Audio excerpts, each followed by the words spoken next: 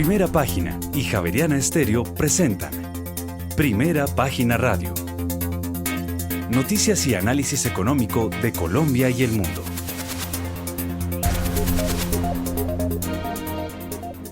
Buenos días, feliz inicio de semana también para todos nuestros oyentes y televidentes que ya están conectados con la información de Primera Página Radio.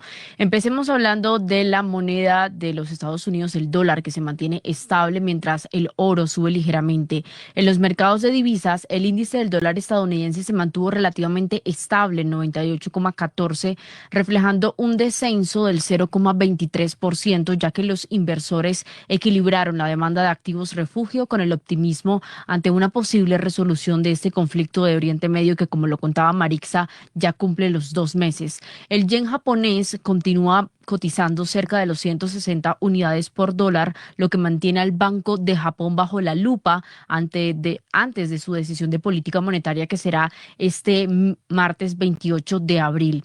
En cuanto a materias primas, el precio del oro al contado subió un 0,17% hasta ubicarse en los $4,708 por onza.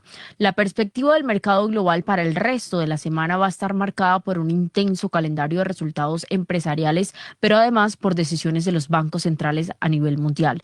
Los mercados financieros dan casi por seguro que el Comité de Política Monetaria del Banco Central de los Estados Unidos, estamos hablando de la Reserva Federal, la Fed, va a mantener sus tasas de interés de referencia sin cambios. Esto quiere decir un rango entre 3,50% y 3,75% al concluir la reunión de 2 días que va a hacer este miércoles.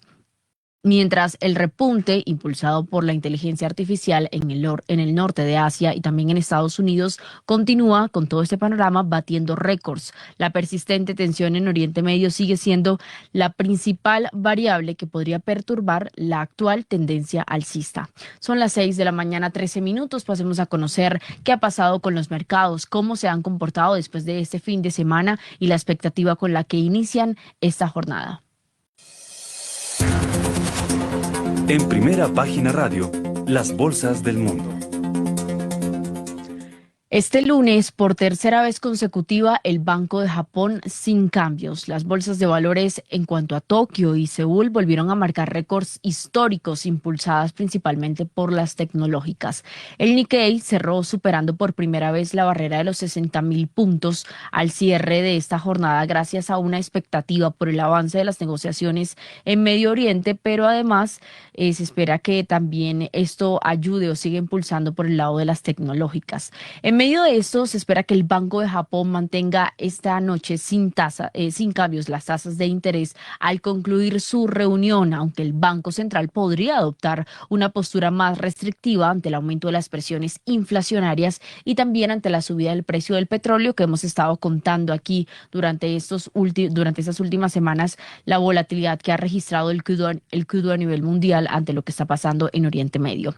El Nikkei, entonces, que es el principal indicador de la bolsa de Tokio y que agrupa las 225 títulos más representativos en Japón, subió 1,38% iniciando esta semana del lunes con un nuevo récord y ante el avance de las negociaciones en Oriente Medio. Además, entonces, se prevé que la tasa de interés de referencia a corto plazo del Banco de Japón se mantenga en 0,75% y es probable que esta sea la tercera vez consecutiva que el banco mantenga sin cambios las tasas tras la subida que ya hubo de 25 puntos el pasado mes de diciembre, cerrando el 2025.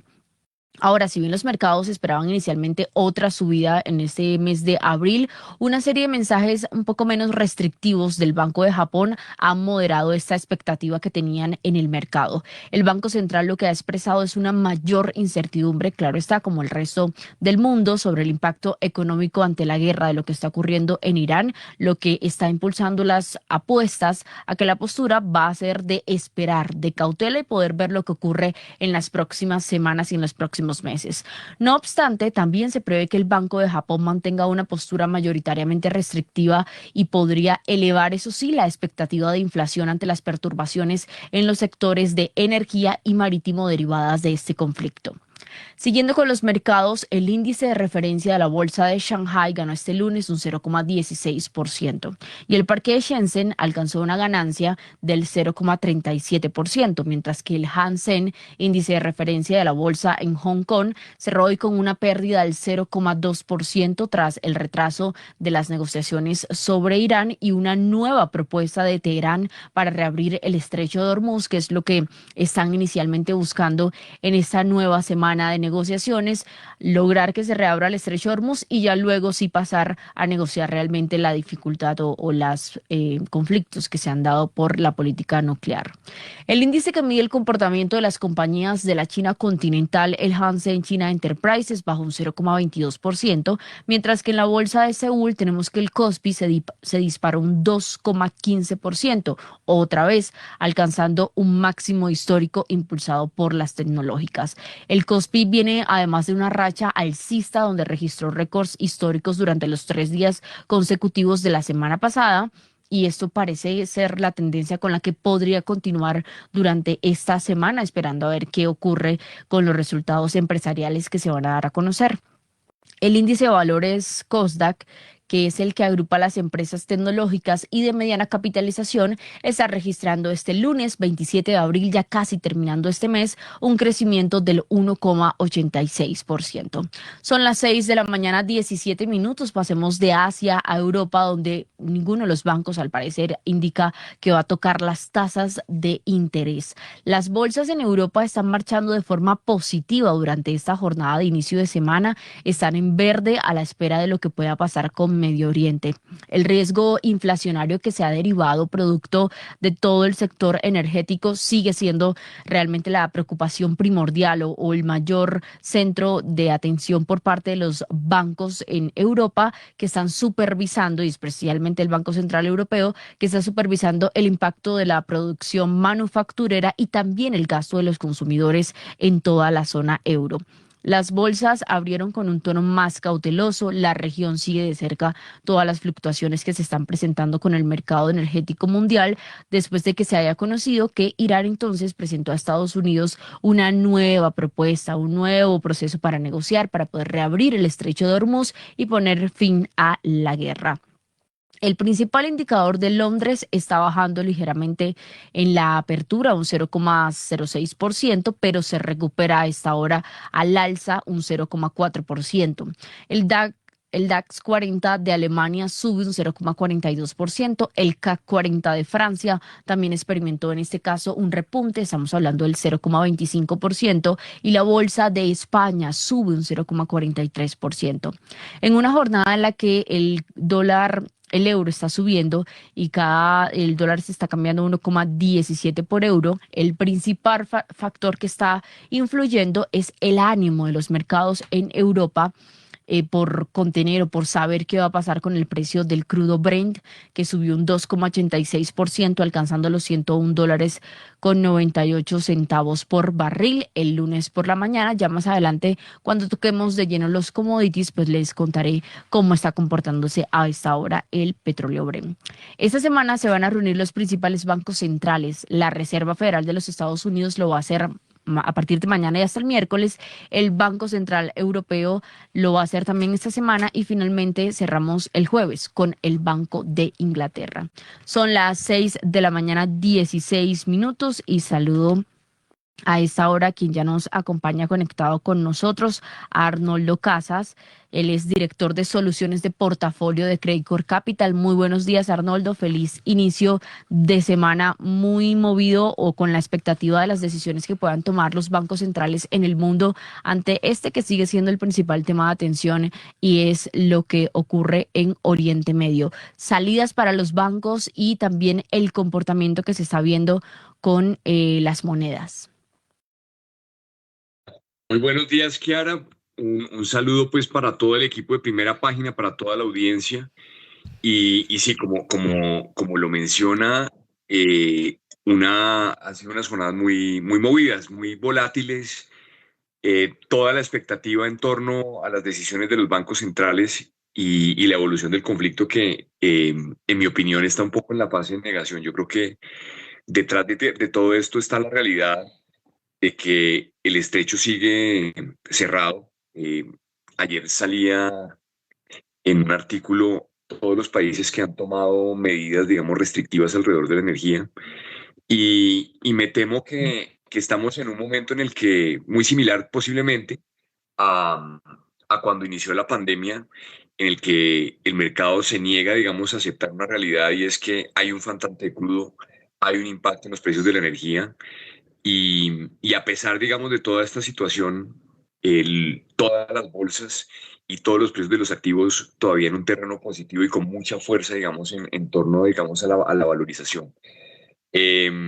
Entonces, bueno, vamos a ver cómo termina evolucionando. Es una semana también cargada, no solamente los datos de bancos centrales, sino también el reporte de muchas de las compañías de alta capitalización en Estados Unidos. Y yo creo que la gente a la expectativa, digamos, de que se confirme que siguen teniendo, digamos, una muy buena inercia en torno a su desarrollo económico y que pues obviamente esto que ha sido, digamos, el soporte para la valorización de los activos siga dándose a la luz, digamos, de los resultados, especialmente de Microsoft y de Alphabet, que son tan importantes para el Standard Poor's 500. 6 de la mañana, 22 minutos. Aquí estoy más enredado que... Peleando con los audífonos. Más enredado. ¿Qué dice don Arnoldo Casas? Yo lo voy a recibir con una tarjeta amarilla porque debería estar, excepto que esté fuera de Bogotá, ¿no? ¿Dónde está? No, estoy en Bogotá hoy, pero mire, para que vea el cariño y el afecto que le tengo aquí a primera página, ayer fue el concierto de Megadeth. Y la verdad, ¿Qué le pasó? No, fue un tema acá interno, ya. oiga, le decía que ayer estuve en el concierto de Megadeth y la verdad preferí tomar la llamada desde la casa el día de hoy. Bueno, yo en ese tipo de temas no estoy tan actualizado. ¿Eso qué tipo de música es? Eso es rock pesado, de altísima calidad. Mi estimado Héctor, estaba repleto ese Movistar Arena. Muy bueno. Para parecer la última presentación que van a tener en Colombia. Entonces, buen ¿Y qué evento. grupo es? ¿Qué grupo es? Megadeth. Mega R. Megadeth. Eso Megadeth. había harta persona del sector financiero y bursátil ayer. Entonces, buena convocatoria. Ah, bueno, pues me alegra muchísimo que haya pasado bueno, pero yo hubiera querido que me hubiera acompañado acá, pero bueno, eh, ahí me debe un desayuno. Ah, sí, cuente con eso. Bueno. Muy bien, son las 6 de la mañana y 24 minutos y ahí yo veía, o más bien oía, mientras venía para acá, que el conflicto ya lleva 2 meses.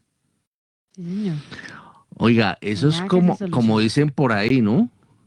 Eh, Uno arranca una pelea y uno nunca sabe cuándo termina, ¿no? Eh, entonces, ¿y usted cuándo cree que va a terminar esta pelea?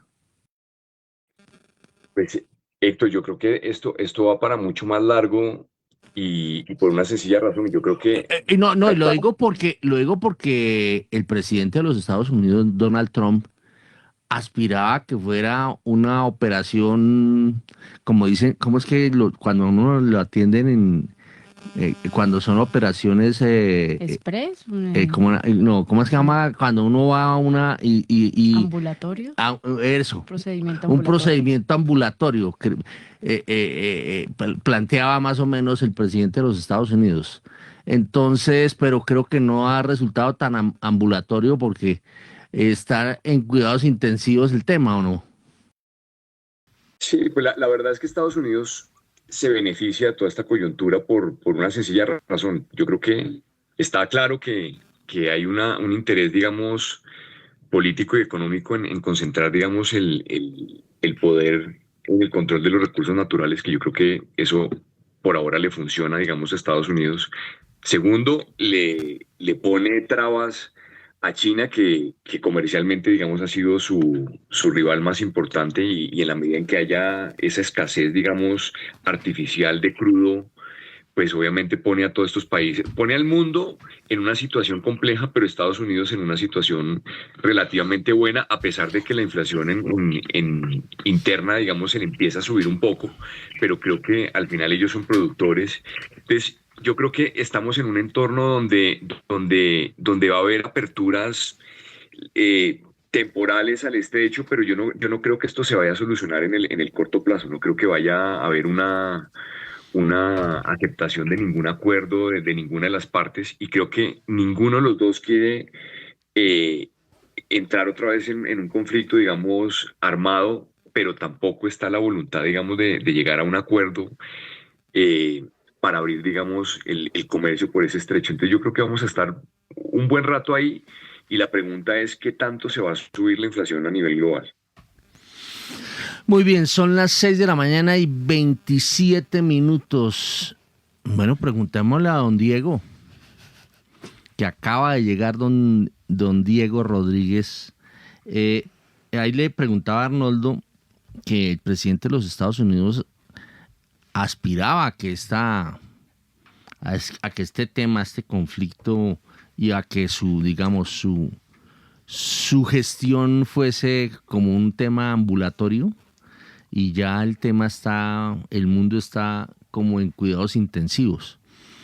¿Usted cómo está viendo eso? ¿Eso va a terminar pronto o decretaron, como hablan en el Congreso, sesión permanente?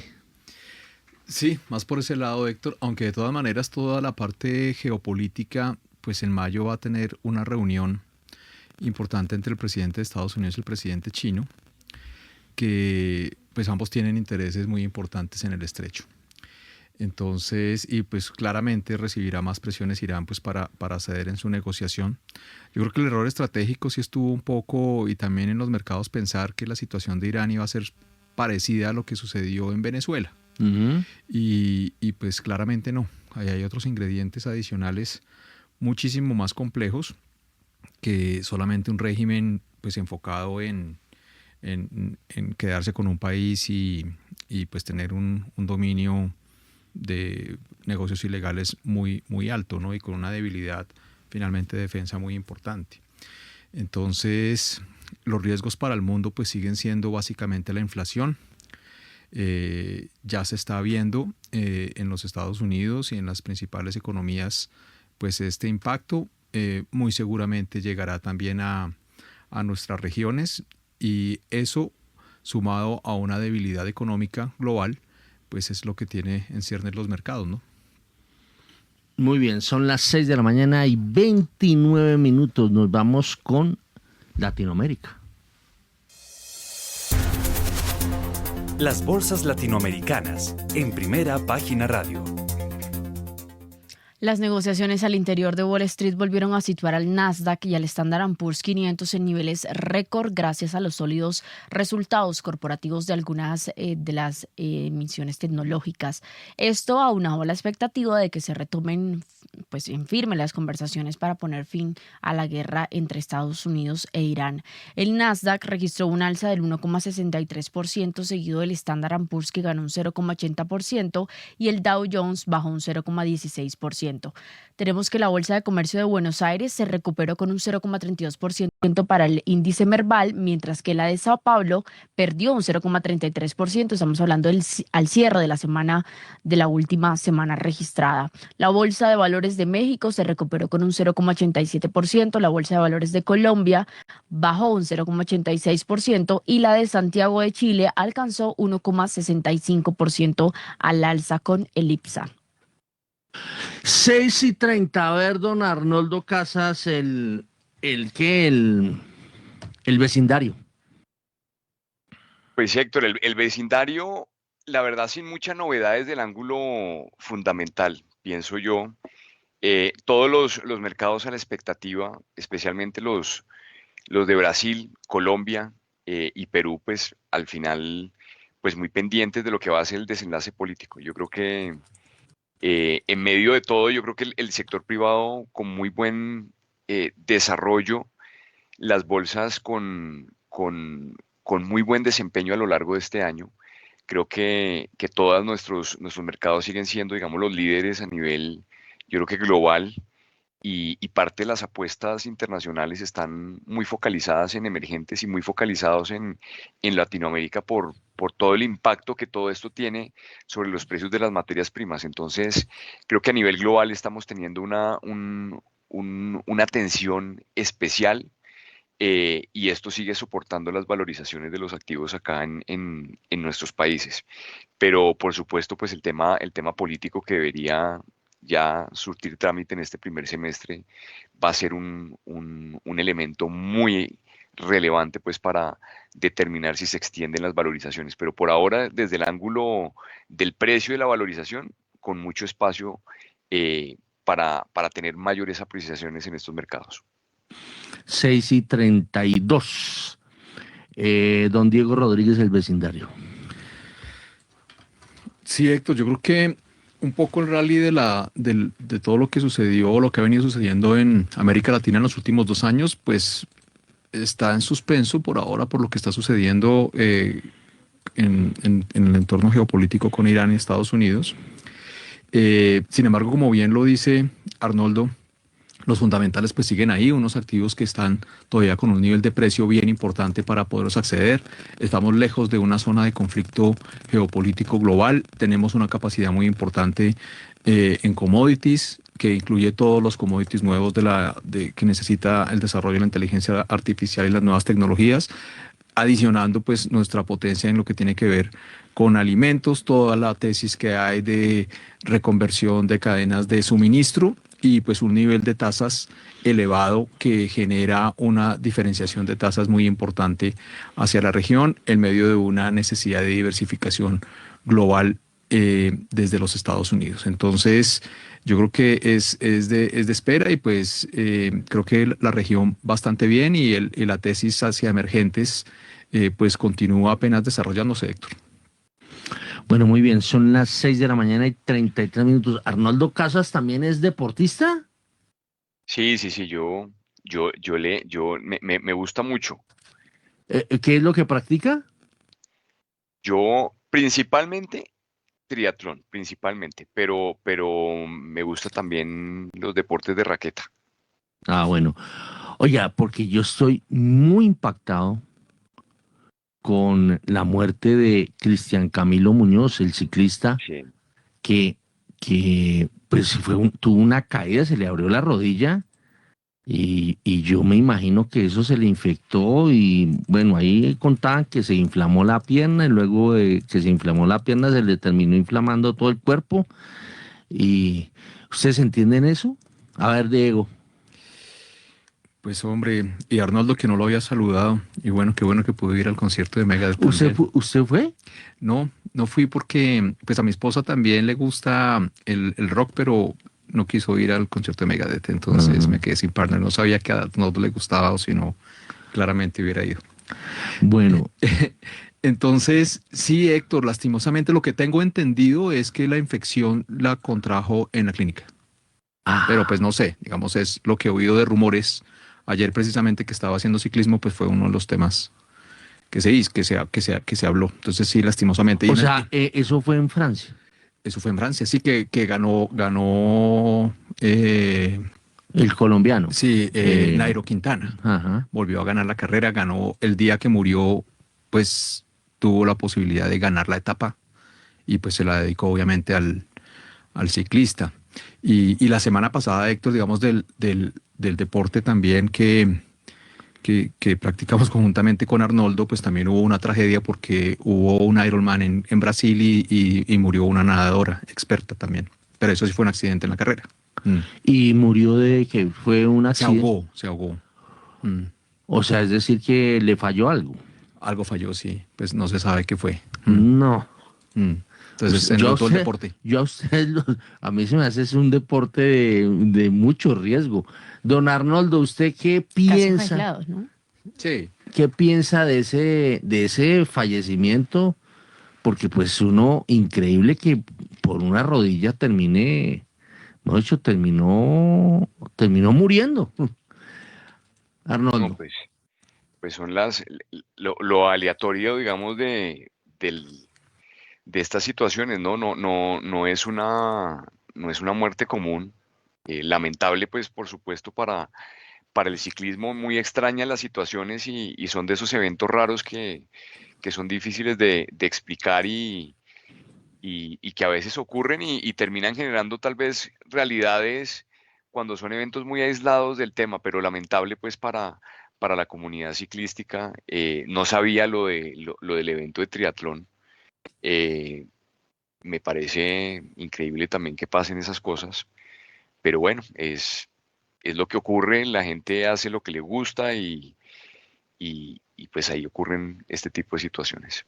Bueno, pero eso, aquí Mauricio Zúñiga nos corrige y fue en España. Sí, Es no. en Asturias, dice Mauro. No, el accidente fue en Francia. Luego lo trasladaron a Oviedo, Ok.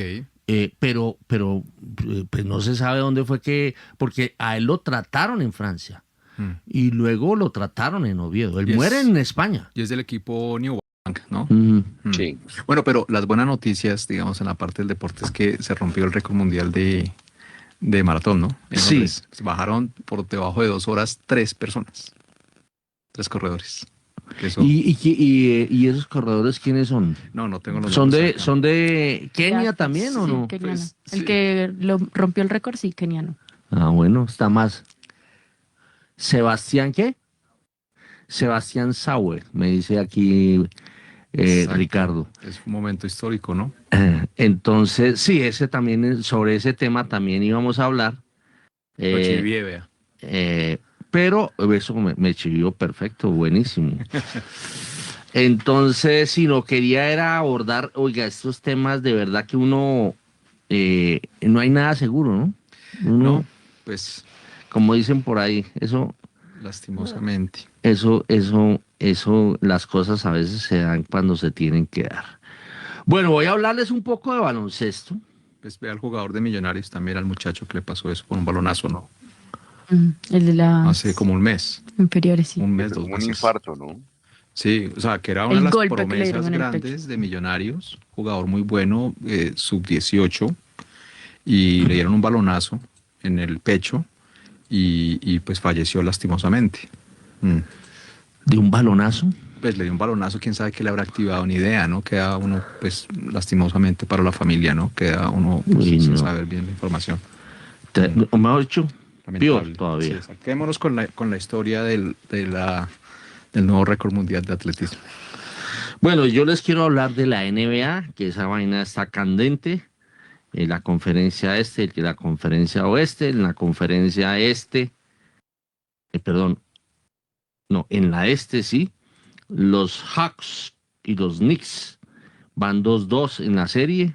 El que gane, el que llegue primero o logre primero 4 triunfos, van 2-2. El último juego lo ganaron los Knicks. Uy, la serie que me ha hecho bien sorpresiva es la de los Nuggets y los Timberwolves, que perdieron los Nuggets sin las dos figuras de los Timberwolves. Van 3-1 perdiendo la serie. Los Nuggets, donde está el famoso Jokic, o el Joker, le dicen. Los Raptors y los Cavaliers van ganando, eso es de la conferencia este, van 2-2 la serie. Los Spurs de San Antonio y los Trailblazers ¿esos son de qué? De Portland, van 3-1 también la serie, perdiendo, van ganando San Antonio. Los Celtics van ganando 3-1 la serie frente a Filadelfia. Y Houston va ganando la serie 3-1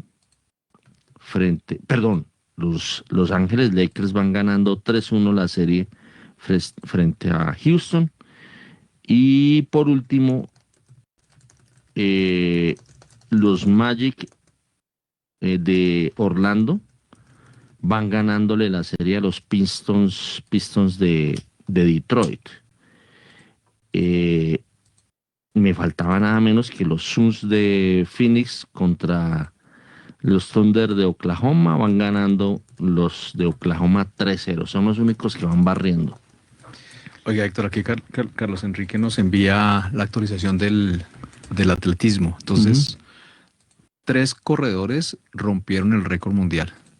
Y hubo 2. Es por la maratón de Londres, hay que maratón, aclarar eso. La maratón de Londres. Ujú. Y hubo 2 que corrieron por debajo de las 2 horas. Pero además la diferencia fue una cuestión de segundos entre el que rompió el récord y el que quedó de segundo, como 15 segundos, me dice 11. acá Ricardo en producción. 11 segundos. Sí, increíble. ¿Tiene los tiempos, Diego? Sí, 1 hora 59:30. Ajá. El ganador, que fue Sebastián Saue. Y el segundo, 1 hora 59:41. Y el tercero, ¿Usted ha corrido maratones? no, media maratón nomás. ¿Y media maratón cuánto se demora? Lo que se Usted. gasta él. A lo que se gastó en una maratón. Exacto. O sea, una maratón son 42 kilómetros, Sí. media maratón Un poquito 21, más de 42. 21 kilómetros. Mm. Y usted está pues, con el tiempo La mitad. de la mitad. Claro, O sea, corre 21 kilómetros y se gasta lo que gasta el otro. claro. Yo creo que me gasto menos que usted. Pero es que- No, pero es que yo en este momento ya no corro. Por eso, pero imagínese, Dios al menos lo hace. Yo la hago más rápido que usted. Porque yo la hago en carro. Ah, pero eso no es dos, barato. 2 horas, menos de 2 horas es como andar como un carro, literalmente. Sí, eso es increíble. O sea, es impresionante. Para andar en carro, ¿a qué velocidad? Uy, yo no sé, eso debe ser como a 25 kilómetros por Es, hora por ahí. Más o es como menos. si yo le dijera a Diego que jugara conmigo fútbol. Hermano, no. Fútbol sí es de alto riesgo. usted sabe, Ah, deporte no, de alto riesgo. bueno, para mí es de alto riesgo eso porque o preguntémosle a Carlos Enrique Reyes el efecto que le dejó el trote, que tuvo que ser operado. Vengan, aquí todo deporte es de alto riesgo. Pantalones cortos y guayos después de los 30 años de alto riesgo. Ah, no, y el atletismo menos mal no, casos todos los días se ven de las carreras en donde porque eso la gente se vuelve un reto de yo con yo Mm. y se rayan la cabeza, ¿no? O sea, son personas que muchos de los que corren se frustran porque hicieron 5 segundos más que en la anterior competición. Eso todo tiene su eso ahí lo bueno más es y todo disfrutar. tiene su menos. No, pero esto... Pero él, son como echándome superhumanos. vainas de que me echo no, juegue conmigo No, como fútbol estaba a riendo ver, de juegue los conmigo fútbol a ver si al menos se sabe parar el balón. Oiga, Bueno. pero esto sí, esta gente es superatletas. Lo que es cierto, digamos, en muchas de las disciplinas hoy en día hay personas que son superhumanos. O sea, han tenido, yo no sé qué están haciendo, pero logran hacer una selección de atletas en las diferentes facetas, pues, de personas increíbles. O sea, que es el segundo o el tercero o el cuarto, pues son de un nivel diferente a los que están liderando en varios de los deportes a nivel mundial. Digamos, en el triatlón hay una medida que es la cantidad de oxígeno que usted es capaz de procesar, ¿sí? Y eso se llama el VO2. De los mejores atletas están cercanos entre 90 más o menos. Bueno, este triatleta que es el mejor triatleta del mundo, que va a venir a la competencia de Cartagena en Colombia, pues está por encima de 110. O sea, es una cosa que es increíble realmente lo que la capacidad física que tienen estos atletas, incluyendo estos señores que rompieron los récords mundiales, ¿no? Arnoldo, usted ha corrido la maratón porque aquí el hombre se ofendió porque le dije que había corrido en el mismo tiempo la media maratón, entonces... No, yo sí he hecho maratón. Sí, Yo sí he muy hecho pocos. maratón. Yo ¿Y sí he hecho cuánto se maratón. gasta? Pues mire, lo que pasa, a ver, solo maratón he hecho 4 horas más o menos. Eso ha sido, y lo que pasa es que yo he hecho maratón dentro del triatlón, ¿no? En el Ironman. Y obviamente eso sí los tiempos se suben mucho porque lleva uno ya el desgaste de las otras disciplinas. 180 kilómetros en las piernas. Uy, no, hermano, ustedes están locos. ¿Cuánto es que la maratón son 42 kilómetros? O sea, usted... ¿Y cuánto fue el tiempo? ¿El récord de cuánto fue? 1 hora Una hora 59. 50. 1 hora y 50 y usted se gasta 4 horas. No, pues es que Por yo ahí creo más o que menos. yo creo que caminando lo haría yo en unas, ¿qué? ¿5 horas? ¿6 horas? No, por 8 horas caminando. Caminando, sí. Yo lo haría caminando, pero Pe- trotando ni a palo. pero a lo que mencionaba ahorita Diego, eh, por ahí salió la estadística, creo que el deportista amateur promedio de hoy hace menos tiempo que quienes ganaban la maratón hace 50 años. Entonces, el tema es que las técnicas de entrenamiento, los zapatos también, hay muchas cosas que la innovación impacta el desempeño en todo, ¿no? Ahí me explicaba hace poco Carlos Enrique Reyes que hoy en día hay profesores que se dedican a llevar al gomoso de estos temas, por ejemplo, de maratón, y los ponen a correr y eso tiene un proceso, pero a veces, por ejemplo, para correr la media maratón, que son 21 kilómetros, en los entrenamientos no se corre la media, se corre como 16 kilómetros, o sea, mucho menos de lo que es la media maratón. Entonces, mejor dicho, eso se volvió. No, y es un negocio, Héctor. Digamos, Colombia, por ejemplo, en el tema de los Ironman, que el del triatlón, tiene 3. Uno en Barranquilla, que es nuevo, que se va a hacer en junio. Otro en Cartagena, que es a final, que está nombrado dentro de los mejores de la región. Y uno de los más poblados es de los que más rápido se vende en el mundo, el de Cartagena, que no son ¿Y tiquetes cuánto, baratos. y cuánto vale eso? Pónganle que eso vale el solo tiquete un poco más de $600, creo que debe estar, para participar, pero eso incluye el viaje, la hospedada, el transporte de la bicicleta, todo Pero, eso es. pero digamos, esa participación es solamente para participar y no incluye lo demás. No incluye No, lo demás. Eso solo incluye la eso, el inscripción. banano y la toalla. O sea, El banano, la toalla y la medalla, no más. no. Bueno, y obviamente pues que la logística es importante. O sea, usted cuidar 2.000 personas en un deporte de resistencia, pues tendrán que gastar una plata importante en la logística. ¿Y eso tiene seguros? Claro, no, pues seguro, pues usted tiene que firmar. Consentimiento. Sí, claro, porque pues ellos pues no se pueden hacer responsables si usted sí fue responsable e hizo un Mal. entrenamiento La previo, preparación hizo como tal. sus mediciones y lo mismo, pues usted va en bicicletas a 35, 40, 45 kilómetros por hora, pues puede pasar cualquier cosa, o sea, se puede estrellar, ¿no? Lo mismo, llega después de hacer ciertas cosas y correr y si se excede, pues ni idea. Entonces, pues más que le tengo seguro. ¿Qué se escoge? Digamos, el escenario, ¿cuál es? Eso es algo bien, bien interesante, digamos, del triatlón, Héctor, porque pues primero usted tiene un contacto con la naturaleza casi siempre muy, muy bueno, ¿no? Porque las aguas normalmente son aguas abiertas. Entonces usted tiene la fortuna, digamos, de tener un espacio seguro, porque pues usted tiene ahí una logística que está pendiente de usted para poder nadar o en lagos o en ríos o en el mar. Entonces, que pues al que le gusta, digamos, es una experiencia, digamos, muy, muy bonita. Entonces son sitios icónicos. Luego va y tiene la bicicleta, lo mismo que en la bicicleta, pues usted tiene la fortuna igualmente de poder ir a montañas, estar en ciudades muy bonitas, entonces también muy chévere. Y lo mismo la parte del trote. Y con una superventaja, digamos, en el triatlón, que lo que dice Arnoldo, pues usted tiene esa posibilidad de poder muchas veces participar con los profesionales. Entonces usted en la carrera se encuentra con los mejores del mundo. Lo que pasó con la carrera de Londres, digamos, pues muchos amateurs pues tuvieron la oportunidad de haber corrido con estas personas que rompieron el récord mundial. Entonces eso también es como parte del incentivo y está creando un negocio alrededor de eso, de cuanto a los entrenamientos, de tecnología, los acompañamientos que hacen las personas, los viajes para hacer este tipo de cosas, o sea, la cantidad de recursos que ingresan Nosotros son súper tenemos importantes. una atleta en el equipo periodístico de Primera Página, que es Laura Gabriel. El evento acá, pues que lo hemos nombrado, de ciclismo de amateur también El de Rigo, el de Rigo, eso es impresionante, Héctor. Eso es de categoría mundial, la organización que tiene Rigoberto Urán. O sea, son 10.000 ciclistas aproximadamente. Eso es impresionante. A ver, dejemos que Arnoldo, que ha estado en el triatlón, ¿y dónde ha corrido usted? yo he hecho He ido a Chile, a Pucón, o sea, hablando, digamos, ahorita que mencionaba Diego, del contacto con la naturaleza, esa ha sido tal vez la experiencia más bonita porque la hacen allá entre los volcanes.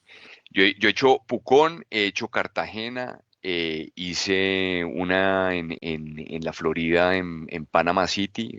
Ese fue el único, pues no voy a decir que yo he hecho, es el único Ironman completo que yo he hecho, pero espectacular. Y yo creo que es un negocio, como lo menciona Diego. Yo creo que ellos escogen el lugar que seleccionan para hacer las carreras tiene que tener un ancla significativo porque son lugares muy bonitos normalmente. Y ahorita pues tenemos la gran fortuna en Colombia de tener una nueva carrera, ¿no? Ahorita hoy viene Barranquilla, vamos a ver cómo. Yo voy a ir a ese, Barranquilla es ahorita el 6 de junio. Vamos a ver cómo sale todo, pero es un negocio muy bueno, una organización impecable la que tiene la marca. Perdóname, le pregunto, ¿y cuánto vale ir a Barranquilla? ¿Cuánto vale la inscripción? Eh, Aproximadamente 1.200.000 más o menos. El tema es que la logística llegar allá, ¿no? Pues, hoteles, hay que llevar la bicicleta. ¿Cuántas personas participan más o menos? Uy, yo no tengo la estadística, pero Cerca de 2.000. Imagínese, si es No, y millón, la o sea, inscripción son 2.000 millones de pesos. ¿Qué? Sí, eso 1.000.000 y Claro, porque 2.000. también hay carrera de relevos, ¿no? O sea, la modalidad también se puede hacer por relevos. Entonces, Bueno, hay por gente eso, que la pero hace digamos, ¿cuánto son los ingresos de quien organiza eso? No, pues imagínese, póngale aproximadamente, pues mal contados, 2.000 personas. Pero es un poco más costoso, Arnoldo. Son como $600 la inscripción. sí, yo No, pagué no, como pero él lo 400. pagó en pesos. Son, digamos, póngale Bueno, $500. mentira, sí, son como.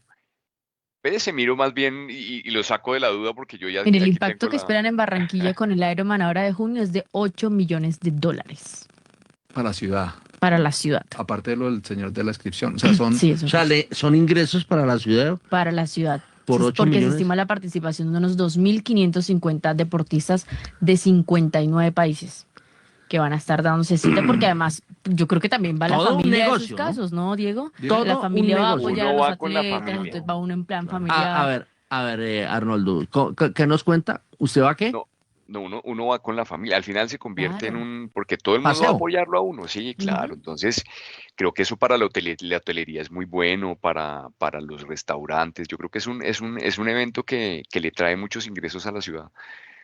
Eh, Yo, Ahora, yo iría a hacer barra. No, es que eso es impresionante, Héctor. Eso paraliza la ciudad en el Es momento. más, en las medias maratones y en las maratones Además que acá, creo que es no, el fin perdón, de la semana media, del porque puente. En Bogotá solamente se corre la media. Hay maratón también en Bogotá. Yo participo de la media maratón Como espectador. como espectador repartiendo agua a muchos de los trotadores. ¿Corredores? Les he dado agüita, entre ellos Carlos Enrique Reyes en su momento pasaba yo, Ana Fernanda Mayhuascas también trotaba. ¿Sabe quién trotaba? Rodrigo Pardo. Claro, es que Héctor, los deportes de resistencia, digamos que han tenido una acogida muy grande en el mundo corporativo y en el mundo empresarial. Ujú. Entonces, también eso ha ayudado a que crezca, pues este tipo de deportes, ¿no? Bueno, yo los acompaño de corazón, pero yo a eso sí no me le mido porque de la verdad, para mí el trote es de las cosas que Duro. es muy duro y a veces, ¿sabe qué? Yo a veces creo que uno no se sale de sus problemas y de su día a día, porque el trote como que lo lleva uno a veces a pensar. Por eso yo me abandoné un poco el trote. Me gusta más cuando usted No, se al contrario. deja. Sí, se supone que es al Sí, revés, pero al bueno. contrario, sí. No, a mí no, a mí me pasaba que uno se ponía A pensar. a pensar, A pensar. sí. En cambio, Sobrepensar. en el fútbol usted está Concentrado. pendiente del compañero y echándole la culpa a todos los demás menos a uno. Bueno, 6:55. Nos vamos con los commodities. Los precios de los commodities en Primera Página Radio. El futuro del Brent cotizando en $106.42 el barril. Esto es una alza del 1,02% con las últimas horas, mientras que el Brent está por debajo de los $100, $95.13 el barril, subiendo un 0,79%. El gas natural, $2.57. Esto es una alza casi del 2%, 1,95%. En Europa, el precio del gas está en estos momentos en 43 euros. Significa que baja también un 2% en este caso. Hablando de metales, tenemos variación negativa para los tres principales que les contamos aquí en primera página. El oro está bajando un 0,14%, la cotización es de $4.702 la onza. La plata está en $75.59, también es una baja muy leve en este caso, un 0,05%, y cayendo un poco menos, muy ligero, 0,3% a la baja el precio del cobre de $6.02 por libra. Tenemos que el café está registrando una variación negativa del 0,54%. Su precio de esta hora de la libra es de $2.93, mientras que el azúcar está en $14.26. Esto es una alza del 1,7%. Y finalmente tenemos que el carbón está registrando una caída en su precio del 0,20%, $102.30 el barril. La tonelada, perdón, sí, del carbón es difícil que sean barriles, pero bueno. 6 de la mañana y 57 minutos. ¿En cuánto está el Brent? Petróleo Brent. El precio a esta hora es de $106.51 el barril. Don Arnoldo Casas, petróleo. Pues Héctor, el petróleo, a ver, habíamos tenido una caída casi a los 90 con la esperanza, digamos, de todo este tema de las negociaciones entre Irán y Estados Unidos. Y ahorita otra vez bordeando y superando levemente los $100. Y lo mencionaba más temprano en el programa, yo creo que el mercado está como en una etapa de negación, ¿no? Creo que cuando uno se pone a ver, digamos, el mapa geográfico, son más, o sea, casi todos los países son deficitarios en términos de producción de energía y en la gran mayoría se han puesto, digamos, medidas restrictivas al consumo, que refleja a nivel gubernamental, o medidas restrictivas o medidas, digamos, de apoyo financiero a través de subsidio, y eso refleja la preocupación que tienen los gobiernos. Entonces yo creo que por una parte va el mercado con una expectativa, digamos, muy tranquila alrededor de lo que pasa con el precio del petróleo, pero por otra parte están los gobiernos tal vez anticipando una situación un poco más compleja. Entonces, para mí el mercado está un poco en esa etapa, digamos, de negación, donde desconoce la dificultad de esta situación que estamos viviendo. Y en temas de commodities, tal vez lo más relevante ahorita es la expectativa o el riesgo que hay de tener un evento, digamos, extremo en el fenómeno del Niño, ¿no? Que ya los organismos, digamos, de meteorología están anticipando que vamos a tener un fenómeno del Niño muy fuerte o con una probabilidad muy alta de que sea fuerte, que por supuesto va a estar impactando los precios de los alimentos. Entonces, todo esto unido se traduce un poco en expectativas de inflación. Vamos a ver cómo lo depura el mercado. Bueno, 6:59. Creo que ese reloj está un poquitín atrasado, ¿no? Venga, según mi reloj, sí, ya van a ser las 7 de la mañana. Le tengo pregunta que se la dejo hecha a don Diego para que no nos vayamos a pasar, y es cómo está jugando o cómo juega el dólar cuando el precio del petróleo es alto. Esa es la pregunta que nos responde en este momento don Diego Rodríguez. Son las 7 en punto.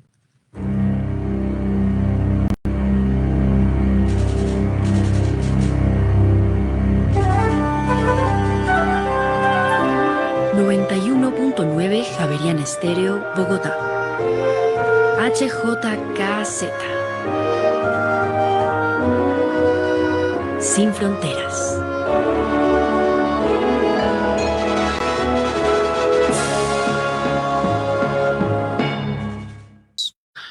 Y en cuánto está el DXY? Es el que nos permite mirar cómo está comportándose el dólar en el mundo. Porque la pregunta es, cuando el precio del petróleo 98. está alto, ¿en cuándo? 98. 98, o sea, está por debajo del 100. Exacto. Cuando cuando el petróleo está alto, ¿qué pasa normalmente con el dólar? A ver, don Diego Rodríguez. Pues Héctor, normalmente, digamos, para las economías que están favorecidas con el precio del petróleo, es decir, que son exportadores del commodity, pues si el precio está alto, su moneda tiende a revaluarse. O por lo menos va a tener más apetito internacional porque la gente espera que llegue más inversión porque el precio está alto. Y segundo, pues van a incrementar sus ingresos vía petróleo. Eso es como la primera señal. Y la segunda con relación al movimiento del dólar en el mundo. Entonces, antes del fracking era un poquito más sencillo porque Estados Unidos no era un país exportador de petróleo, era altamente dependiendo del petróleo. Entonces, cuando se subía el precio del petróleo muy fuerte, pues la economía empezaba a tener problemas de inflación y problemas también de crecimiento y su problema de abastecimiento. Entonces le generaba problemas a la moneda. Hoy en día, después del fracking, tiene algunos problemas, digamos el de inflación, ¿sí? Pero ya no tiene ese riesgo geopolítico porque pues Estados Unidos se volvió el mayor productor de petróleo del mundo.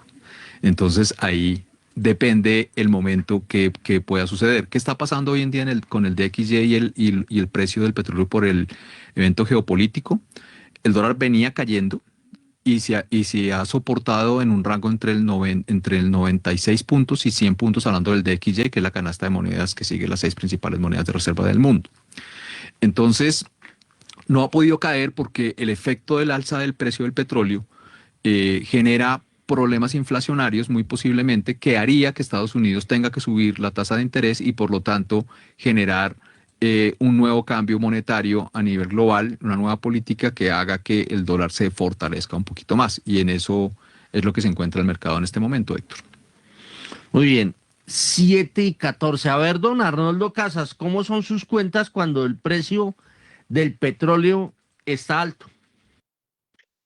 Pues Héctor, normalmente, o sea, empíricamente la relación es inversa, ¿no? Cuando sube el precio del petróleo, baja el precio del dólar y viceversa. Eh, y eso, pues digamos que tiene distintas explicaciones.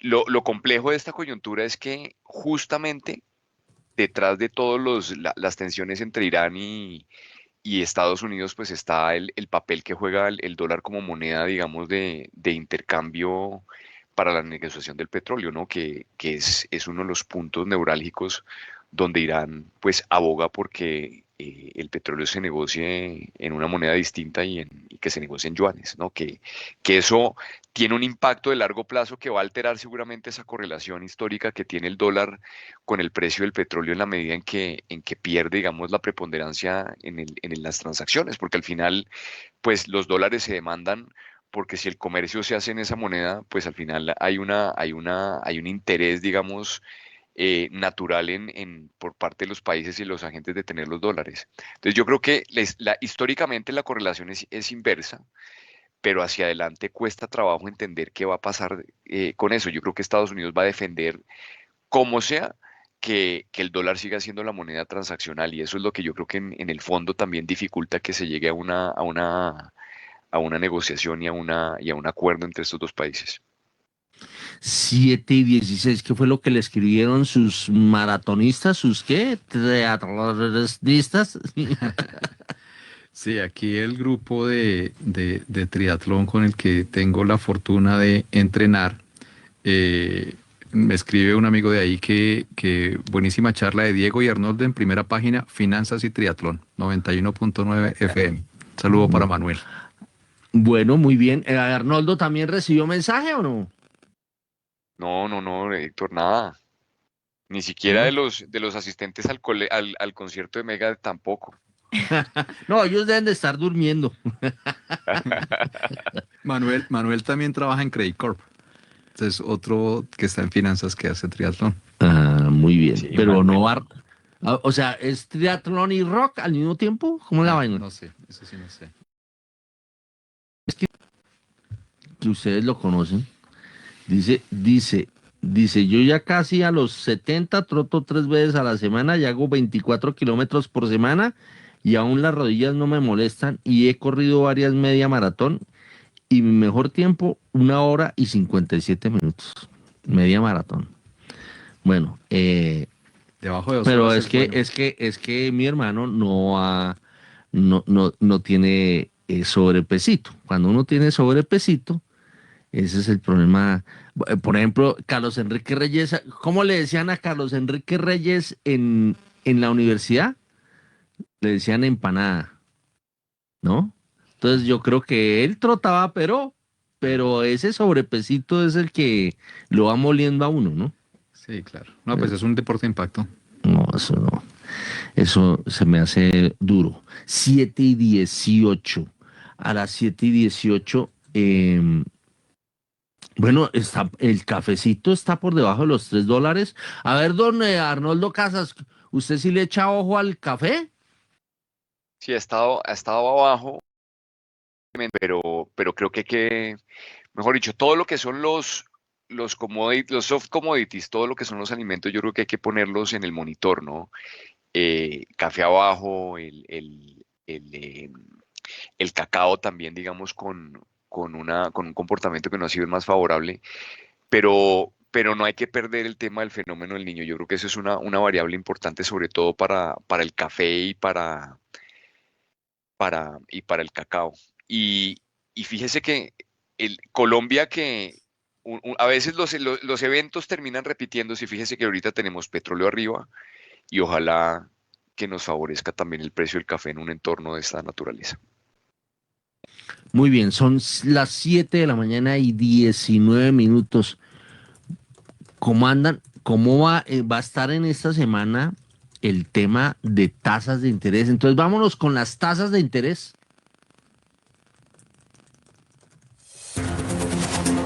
¿Cómo andan las tasas de interés? En Primera Página Radio. Buenos días, Héctor. 7:19 de la mañana. Igualmente saludo a los analistas, a los compañeros y a los oyentes hasta ahora. Ya en un segundo les cuento cómo se encuentran esas tasas de interés mientras carga acá la información. Y comenzamos en este caso por la tasa interbancaria que está rigiendo para la jornada de este lunes 27 de abril. En este caso, la tasa interbancaria que está rigiendo durante la jornada es del 11,24%. Con respecto al anterior, subió un punto básico, pues, teniendo en cuenta que la referencia anterior era de 11,23%. En materia de los test, se puede decir que en la jornada del viernes tuvimos una jornada mixta en Colombia, ya que los test a noviembre del 2027 bajaron, en este caso 28, en este caso ganaron 3 puntos básicos en tasa al 13,73%. Los test a junio del 2032, en este caso cayeron 3 puntos básicos en tasa hasta el 13,47%.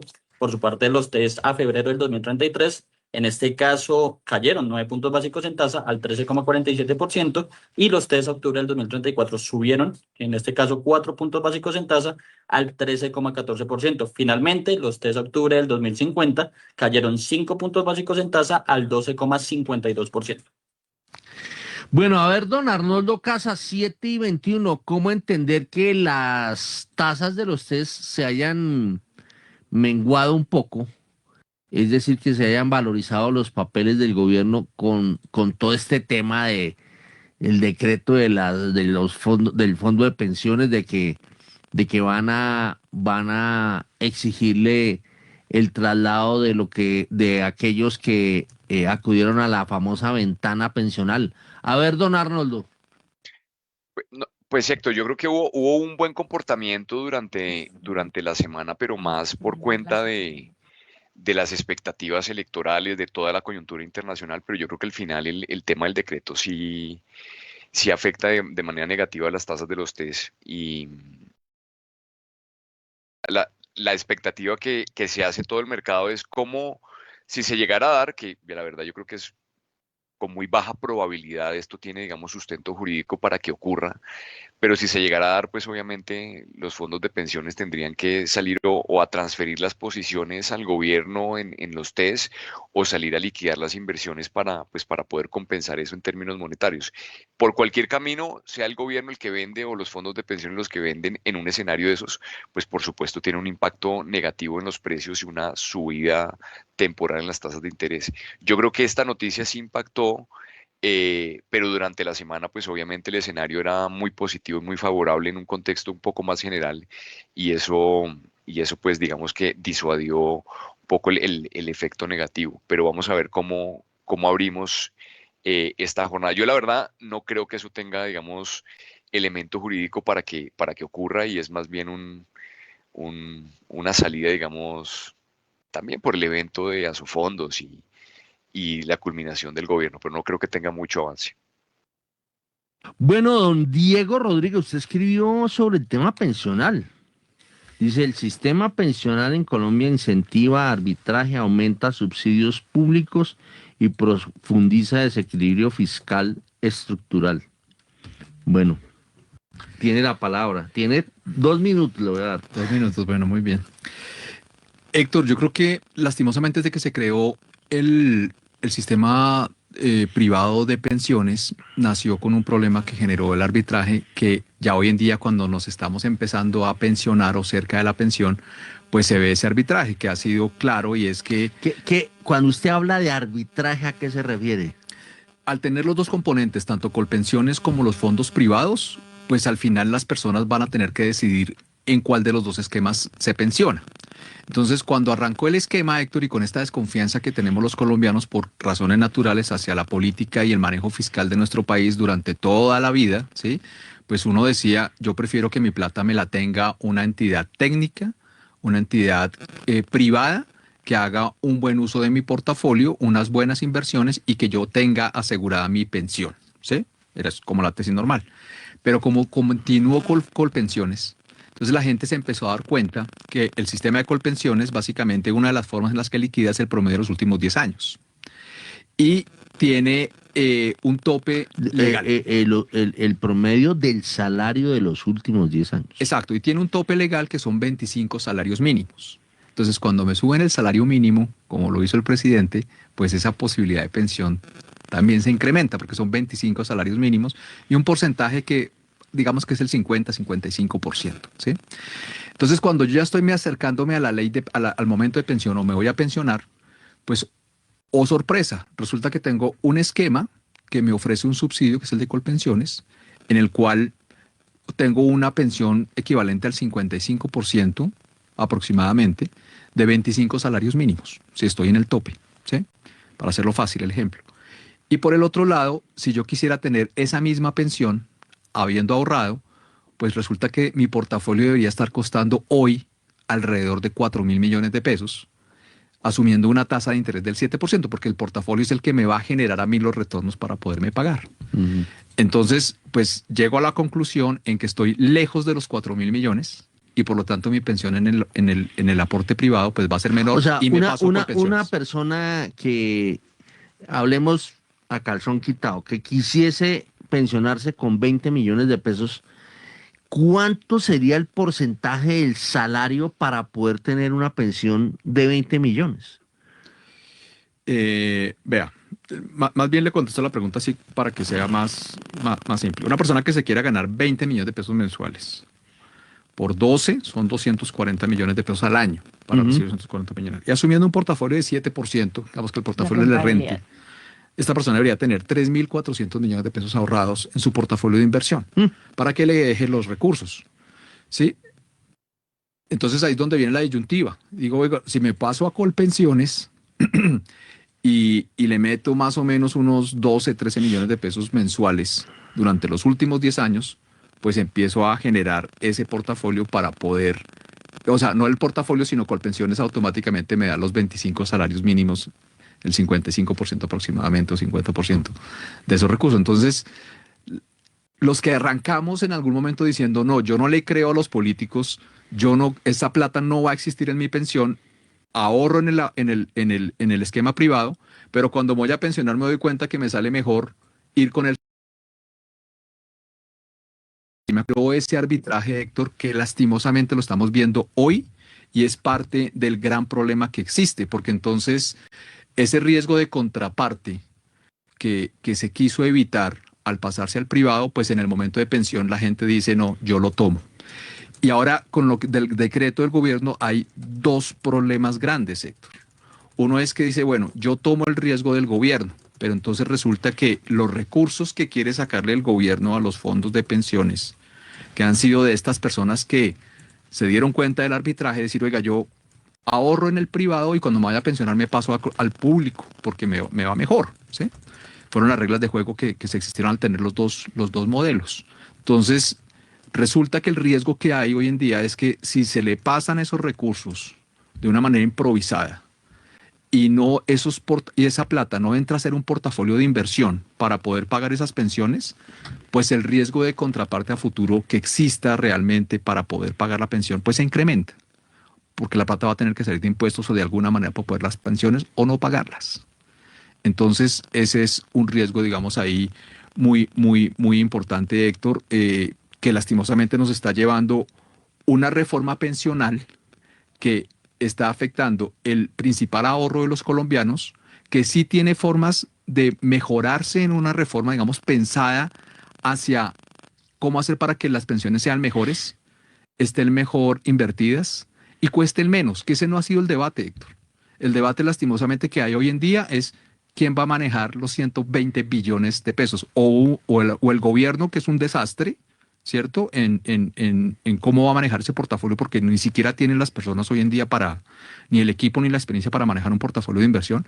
Y por el otro lado, un esquema que lastimosamente ha funcionado, pero que también está cómodo, Héctor, y que la reforma pensional lo que está haciendo es que nos va a terminar, si se aprueba como está, pues teniendo que pagar una comisión muy alta para que nos inviertan la mitad de la plata en TES y la otra mitad de la plata en casas de bolsa de activos alternativos, pues muy prestigiosas, pero que realmente no hay que hacer mucho esfuerzo para poder decidir si meto la plata en Blackstone, en KKR o en casas de bolsa muy importantes. Entonces, nosotros los que vamos a ser los pensionados, pues nos tienen atrapados en esa doble coyuntura y la reforma pues no reforma y está generando hoy en día ese problema que hay del traslado, es la consecuencia de ese arbitraje mal manejado durante tantos años, Héctor. Pero además yo creo que hay algo que no menciona Diego, o que lo menciona más bien en su columna, es el tema de cómo se está invirtiendo la pirámide demográfica. Además, digamos que el riesgo, digamos, de contraparte para el pago de las pensiones en el mundo público es muy alta. Por ahí estuve leyendo, Héctor, de varios expertos que más o menos el pago de las pensiones son de 35 por pensiones a los pensionados, no sé si esa cifra sea o no, pero haciendo la misma multiplicación que hicimos, pues se necesita un portafolio prácticamente igual de grande a lo que existen hoy en los privados, o sea, 120 billones de dólares para poder pagar esos 35 asumiendo una tasa del 7. Es decir, estamos en un déficit pensional en la parte pública enorme. Por eso la reforma pensional planteada por este gobierno es un engaño. Es un engaño, es Héctor, un engaño para total. los pensionados. No, para todo el mundo, para el Estado, para todos es un... Porque el resumen de la cosa es que se tiene que aumentar la edad de jubilación y se tiene que aumentar notoriamente el aporte. Que Sí. ahí está, o sea, el número de semanas tiene que ser mucho mayor y el número del aporte y el monto del aporte o el porcentaje del aporte tiene que ser mucho mayor para que se empiece a cerrar esa brecha, ¿no? Y hay que eliminar el arbitraje, porque si ese arbitraje existe, pues el problema cada vez va a ser mayor. No, Pero es que eso sí lo no hay corregía. perdón, Es- uno lo corregía puede en parte. solucionar el arbitraje, no, porque usted puede pagar o vía mayor impuestos o vía mayor aporte. Cualquiera de las anteriores. A ver, don Arnoldo, ya que metió la cucharada. Sí, no, yo lo que iba a decir es que esta reforma pensional, y siendo un poco abogado del diablo, pues ponía el régimen de pilares que pues es un sistema pensional, digamos, propuesto por el Banco Mundial y vigente en distintos países del mundo.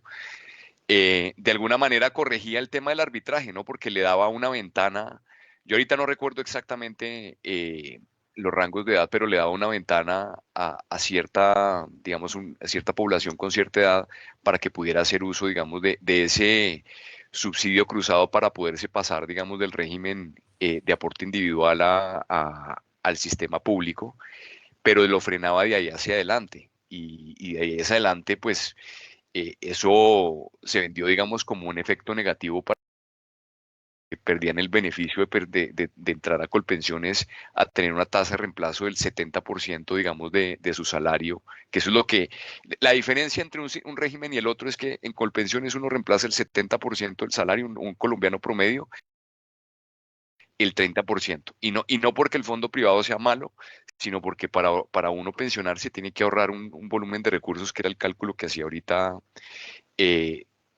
Diego. Pero pues la reforma en principio sí buscaba, digamos, corregir ese elemento central, y en medio de todo la agremiación y los fondos de pensiones lograron que se creara el Banco de la República, el Fondo del Banco de la República, para administrar esos recursos públicos y blindar un poco el sistema. Lo que pasa con el decreto del viernes es que le hacen, digamos, un poco conejo a ese acuerdo que estaba en la reforma pensional, que eso es lo más lamentable, porque se refleja es una intención diferente alrededor, digamos, de, de los recursos del Fondo de Ahorro Público, ¿no? Muy bien, 7:33. Voy a hacer una especie de paréntesis porque hay alguien que me está pidiendo, está diciendo SOS, que es Rolando Lozano y su noticia empresarial. A ver, don Rolando, que usted lo está pidiendo. Ah, no, que lo van a conectar. ¿No está Rolando? Bueno, entonces, es decir que esa posibilidad ya, como decía yo aquí en la universidad cuando daba clases, ñoño. ñoño. Entonces nos vamos a conectar con Daniel Steven Támara. Don Daniel Támara, ¿qué noticias nos trajo de Cartagena, ya que estuvo al final de la jornada de Asofondos allá en Cartagena? ¿Y qué hay para hoy? Héctor, muy buenos días para usted, para todos los oyentes. Pues Héctor, el resumen general del Congreso de Asofondos estuvo ligado sobre todo a la expedición de este decreto que estábamos comentando en el programa, que obliga a este traslado de 25 billones de pesos aproximadamente de las AFPs a Colpensiones en los siguientes 30 días hábiles. Bueno, ya vamos en 26 días hábiles que le quedan a las AFPs para hacer este traslado de los 25 billones de pesos. Y cierra el Congreso de Asofondos con el anuncio de varias medidas judiciales que va a hacer Asofondos, no solamente la que habíamos ya hablado en el programa, que era esa demanda de nulidad ante el Consejo de Estado con medidas cautelares para que se suspendiera el efecto del decreto a la espera del fallo del fondo del Alto Tribunal, sino que también, por ejemplo, van a instaurar una tutela, digamos, para, entre comillas, digamos, proteger el ahorro de los trabajadores, buscando pues que haya un pronunciamiento lo más pronto posible. También una acción judicial que ya tomaron, pero esta ya la tomaron hace varios días, es pedir a la Corte Constitucional un complemento a la decisión que tomó de suspender la reforma pensional. Esto pensando en esos artículos que pudiesen tener ciertos, entre comillas, vacíos legales, y que fuera la propia Corte Constitucional, mediante este complemento, que aclarara qué es lo que hay que, digamos, tener en cuenta, y así, pues, mirar si el decreto es definitivamente inconstitucional o constitucional. Y digamos que gran preocupación, obviamente, en los fondos de pensiones, porque digamos que tienen que empezar en los próximos, habíamos hablado de que quedan 26 días hábiles, pero estos 26 días hábiles son para los 25 billones completos. Quedan en ese orden de ideas cerca de 11 días hábiles para que se vence el primer plazo de trasladar los 5.5 billones que corresponden a la plata de los afiliados que ya consolidaron su derecho pensional y que estaban en las AFPs y que se acogieron a esa ventana de traslado para pasarse a Colpensiones. Esos que ya adquirieron su derecho pensional, a las AFPs les quedan 11 días hábiles. Y como decimos, digamos, acá podemos hablar de si es legal, no legal, de que si se va a caer en las cortes, pero sin ninguna, si nadie de la rama judicial se pronuncia, el giro se tiene que hacer, porque los fondos, como lo dijo primera página desde un principio, son conscientes de que si no lo hacen, se arriesgan a una intervención del Estado, y ahí no solamente estamos hablando de 25 billones de pesos, sino de 530 billones de pesos, que es el dato más reciente al que asciende el ahorro pensional, Héctor.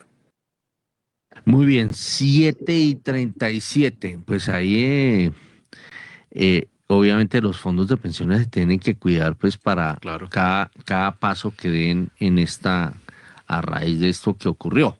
Y No Héctor, pueden ser ligeros de gatillo. no, de acuerdo. Y digamos que en medio de este desastre, pues ojalá el gremio logre por lo menos mantener los recursos mientras hay una solución un poco más técnica de qué va a pasar con el sistema, porque el sistema efectivamente ha sido muy bueno, el sistema privado ha generado un ahorro importante, pero claramente hay que ver cómo se pueden invertir mejor estas pensiones, cómo puede tener una alineación directa con el tema del crecimiento, porque eso no es un debate solo de Colombia, sino de las pensiones del mundo, porque lo que hemos dicho acá, las pensiones del mundo se fueron para Estados Unidos y afectaron los mercados locales de todo el mundo, porque claramente las pensiones es la parte más importante.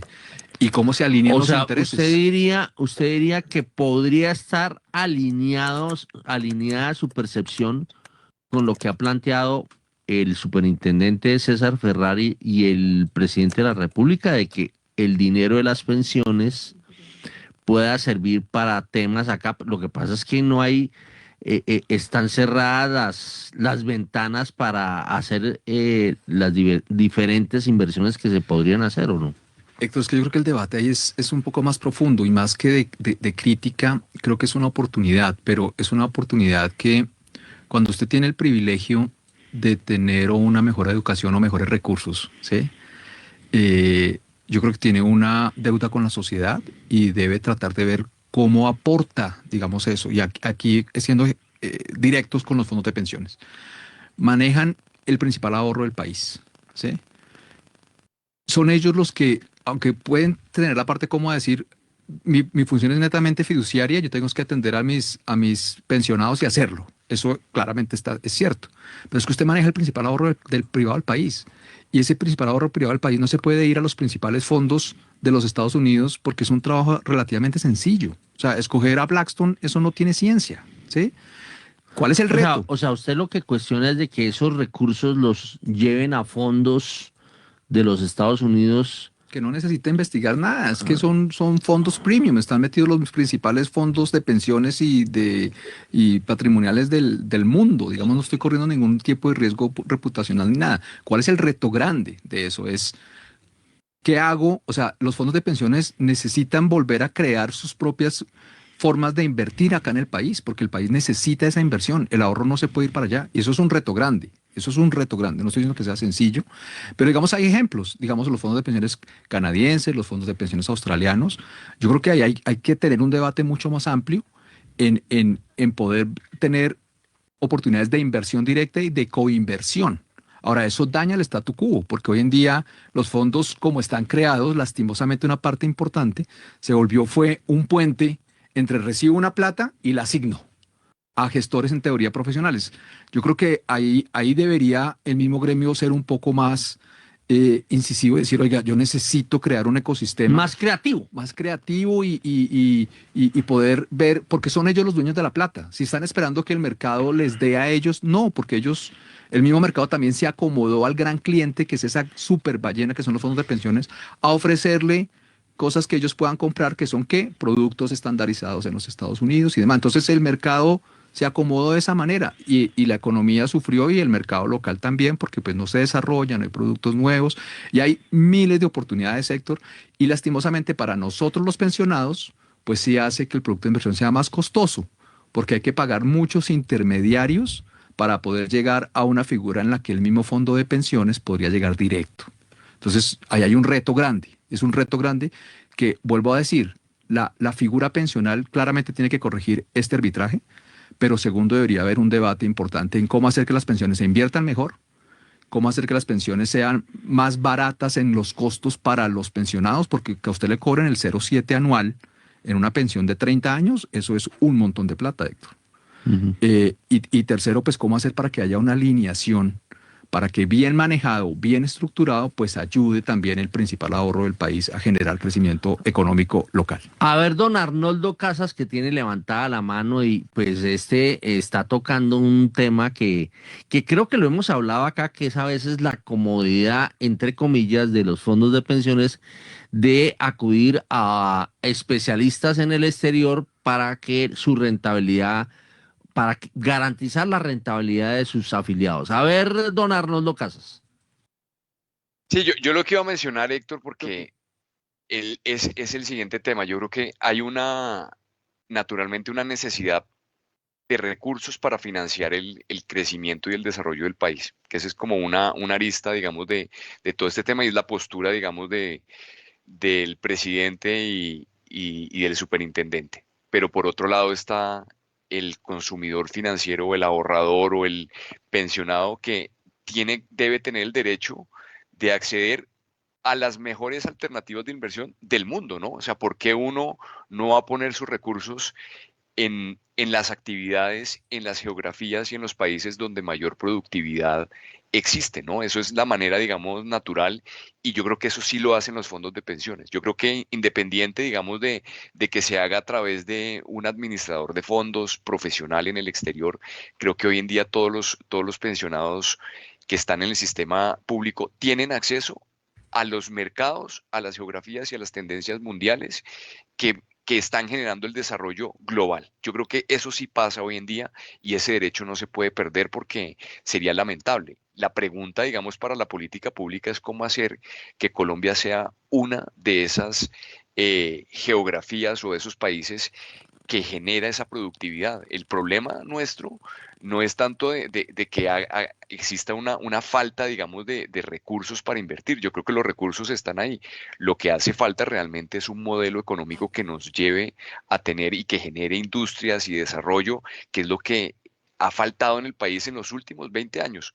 No hemos encontrado un camino real para la productividad nacional. Y eso se refleja en los déficits comerciales, se refleja en la macroeconomía, se refleja en el déficit fiscal que tiene el gobierno. Estamos viviendo, digamos, de una muy buena coyuntura de consumo, pero por detrás no hay un aparato productivo. Y en ese orden de ideas es muy difícil que un fondo de pensiones ponga la plata si no existen, digamos, esas actividades. Debería sí seguirlas poniendo en el exterior. Muy bien, 7:44. A ver, vamos rapidísimo con Rolando Lozano y su nota empresarial. A ver, Rolando, que lo veo en taxi. Buenos días, sí, para tener un asunto de urgencia, pero le cuento que en las últimas horas la cadena de restaurantes WOP, que es operada por una compañía que se llama La Ocao, obtuvo ventas por 202.550 millones de pesos en el 2005 y este año prevé unas ventas por 223.000 millones de pesos, es decir, un aumento del 10% frente al 2025. Es de anotar que esta cadena de restaurantes tiene unos 10 locales en Colombia y pues se prepara o será uno de los rivales que tendrá que competir contra la cadena española Udo, que es de comida también del sudeste asiático y que ha anunciado que quiere venir a Colombia a competirle pues a todos los restaurantes de comida asiática en el país. Muchas gracias, Rolando. Son las 7:45. Vamos de nuevo con Daniel Támara. A ver, don Daniel. Héctor, bueno, una actualización de noticias macro. Lo primero es que hubo récord mensual de ingresos de remesas a Colombia en marzo de este año. Recordemos que en el primer bimestre la dinámica de las remesas no había sido tan dinámica, valga la redundancia, sino que había presentado crecimientos modestos cercanos al 6% anual. Ahora vemos que en solamente marzo las remesas hacia Colombia presentaron un ingreso de recursos al país por cerca de 1.200, en este caso 1.225,7 millones de dólares. Es el dato más alto desde que hay registros en el Banco de la República del flujo de remesas hacia Colombia. Y ya el crecimiento anual ya no es del orden de 5 o 6%, sino de 7% para el primer trimestre de este año, con un registro de 3.347 millones de dólares. De todas maneras, las remesas siguen creciendo por debajo de lo que crecieron en los años anteriores, que siempre subieron a doble dígito. Esta vez al corte de marzo van creciendo al 7% anual, pero en el margen, o sea, solamente teniendo en cuenta marzo, como decimos, se presentó un ingreso récord de recursos de remesas a Colombia, como decimos, por cerca de 1.225,7 millones de dólares, Héctor. 7:46. ¿Cómo la ve, don Diego? No, Héctor, ese es un reto grande para el Banco de la República. porque ese es un ingreso que por más altas tasas que haya, pues esa plata no se va a ir a CETES. Esa plata va para pagar arriendos, para pagar, para hacer consumo, ¿sí? Y lo que sobre, pues para disfrutar. Entonces, lastimosamente ahí el banco está corto de herramientas para poder manejar varias situaciones que es como esta, que son las que han generado, digamos, un incremento en consumo grande.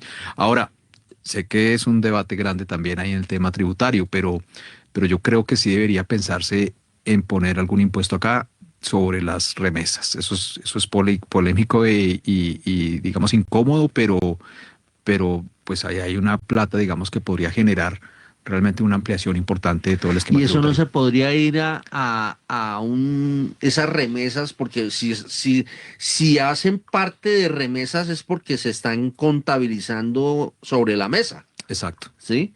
Exacto. Si se le pone un impuesto, de pronto se van debajo de la mesa. Es difícil, Héctor, porque pues al final usted, o de pronto se pueden ir hacia el lado de Bitcoin o quién sabe qué más, ¿sí? Pero yo creo que ahí sí se puede pensar nuevamente. Si estamos hablando que hay un déficit grandísimo de la necesidad de crear un portafolio público para poder atender a las pensiones, pues ahí hay una platica que debería revisarse, que está creciendo y que hace parte que lo mismo las apuestas, Héctor. O sea, esas son situaciones que, verdad, tributariamente no afectan en exceso y sí generan un valor, digamos, importante para todo un esquema tributario de mediano y largo plazo, ¿no? Con las necesidades tan importantes que existe el país. Don Arnoldo Casas, ¿qué piensa? Pues a ver, el tema de elevar los ingresos fiscales es, pues yo creo que va a ser la prioridad de quien sea que sea la persona que asuma, digamos, el liderazgo de este país. Lo que pasa es que cualquier reforma tributaria, a ver, se han caído cuantas y eso ha sido muy complejo. Em, Difícil el tema, Héctor. Yo sobre el tema del impuesto, digamos, regresivo, el tema del impuesto a las remesas me parece que es una buena avenida. O sea, vivimos con el 4 por mil. Creo que el ponerle, digamos, ese tipo, digamos, de impuestos a esas transacciones, pues habría que ver cómo impacta, pero siento yo, y Diego lo mencionó, que pues obviamente con todo este tema de las criptomonedas va a ser muy difícil, digamos, tener tracción y contener y poder tener, digamos, un tributo estable alrededor de ese tema. Por ahora yo no sé, pues digamos desde el ángulo tributario el foco está en cómo elevar, digamos, el porcentaje de impuestos que se cobra sobre el PIB, que no ha sido una tarea fácil a lo largo de estos años. Son las 7 de la mañana y 50 minutos. Hoy es 27 de abril.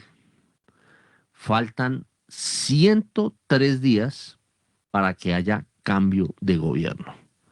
Y para el inicio del Mundial de Fútbol faltan 46 días. Y para que debute la selección faltan 52 días. Y para que se lleve a cabo la primera vuelta para las elecciones presidenciales faltan 34 días. Oiga, Héctor, Bueno, oyéndolo a hacer ver. ese conteo y lo que hablamos hoy de deportes de resistencia con Arnoldo, pues este gobierno nos ha puesto a todos los colombianos a practicar ese deporte de resistencia. Entonces ya uno ve que le quedan 100. El problema es que no nos vaya a dar el muro y nos dé la pálida antes de llegar con toda esta cantidad de cosas que está haciendo este señor cada semana a punta de decretos, ¿no? No comments. Bueno, 7:51. Sigamos con Daniel Tamara, a ver si nos tiene algo más. Héctor, así es. Datos actualizados del comportamiento de los agentes en el mercado de deuda pública y lo que estamos viendo es que al corte del 17 de abril las entidades públicas son las que más están subiendo sus posiciones en TES. Estamos hablando de un monto cercano a los 6,54 billones de pesos. Recordemos que esto es prácticamente generado por las colocaciones directas que hizo el Ministerio de Hacienda en el primer día hábil del mes, cuando les metió cerca de 8 billones de pesos para generar la liquidez necesaria o complementaria para llevar a cabo la recompra de bonos de deuda pública local, que finalmente le salió muy por debajo de lo que esperaba, y esa liquidez que le, entre comillas, sobró, después la utilizó para comprar dólares y empezar a hacer o lanzar esa recompra de Yankees, cuyos resultados, recordemos que esa recompra de Yankees se lanzó la semana pasada, sus resultados se van a conocer mañana, 28 de abril, para ver pues finalmente cuánto recompró Hacienda. La meta que nos habían dicho era de 4.000 millones de dólares, el techo que se impuso el Ministerio de Hacienda fue de 6.000 millones de dólares, habrá que ver mañana entonces cuánto finalmente recogió en bonos en dólares el gobierno en su operación de recompra de Yankees. Entonces las entidades públicas, como decimos, son las que más suben sus posiciones de TES al corte del 17 de abril. Vemos que los bancos comerciales están liquidando papeles cerca de 1,29 billones de pesos netos. Esto incluye compras de TES en pesos por 1,28 billones de pesos, más bien ventas de TES en pesos por 1,28 billones de pesos y ventas de TES en VR por cerca de 14.000 millones de pesos.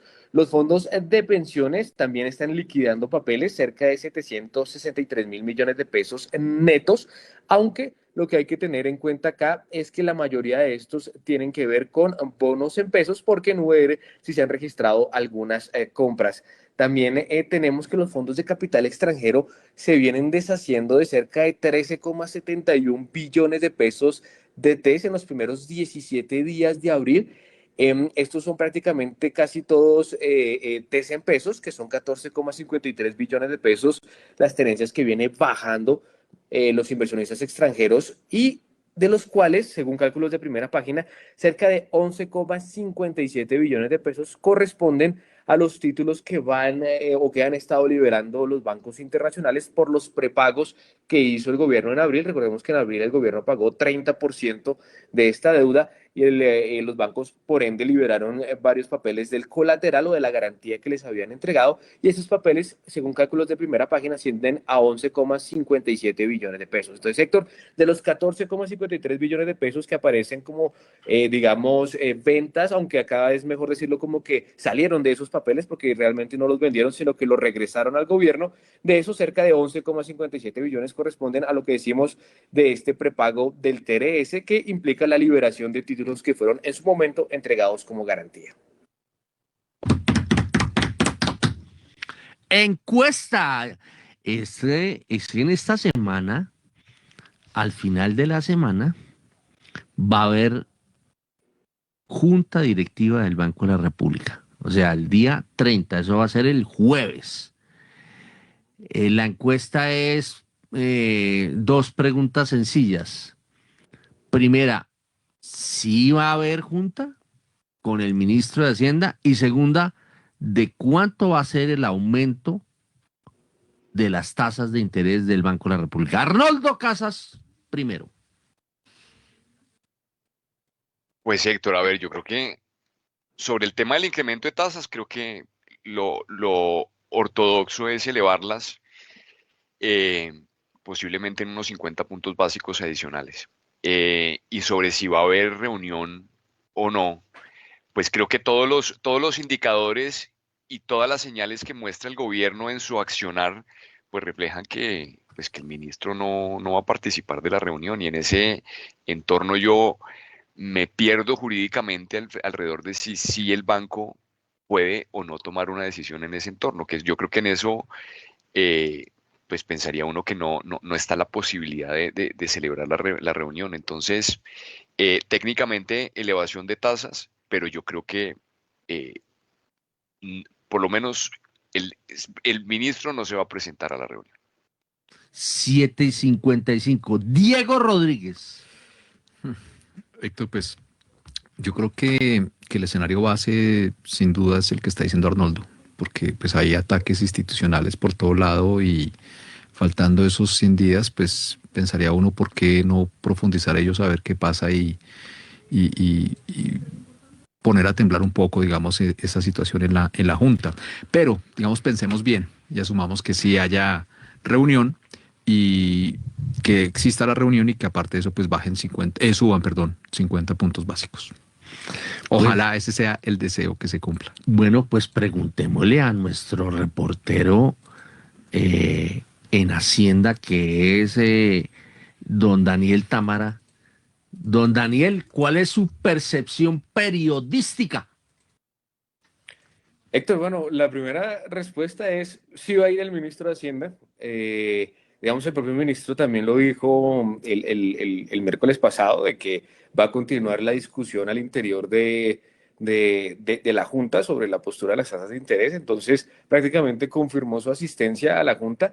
Entonces, el escenario base es que sí vaya el ministro de Hacienda el próximo jueves, que es la Junta del Banco, y que se dé un incremento menor a los que se dieron en los primeros 2 meses, bueno, 3 meses, pero digamos las 2 primeras reuniones que tuvo decisión de política monetaria, que fueron de 100 básicos. El aumento sí o sí va a ser inferior, según, digamos, mi percepción, y estoy con Arnoldo, en el que la magnitud del incremento más posible es de 50 puntos básicos. Pero lo que yo diría es que sí va el ministro de Hacienda, incluso el ministro ya prácticamente confirmó que sí iba el miércoles de la semana pasada.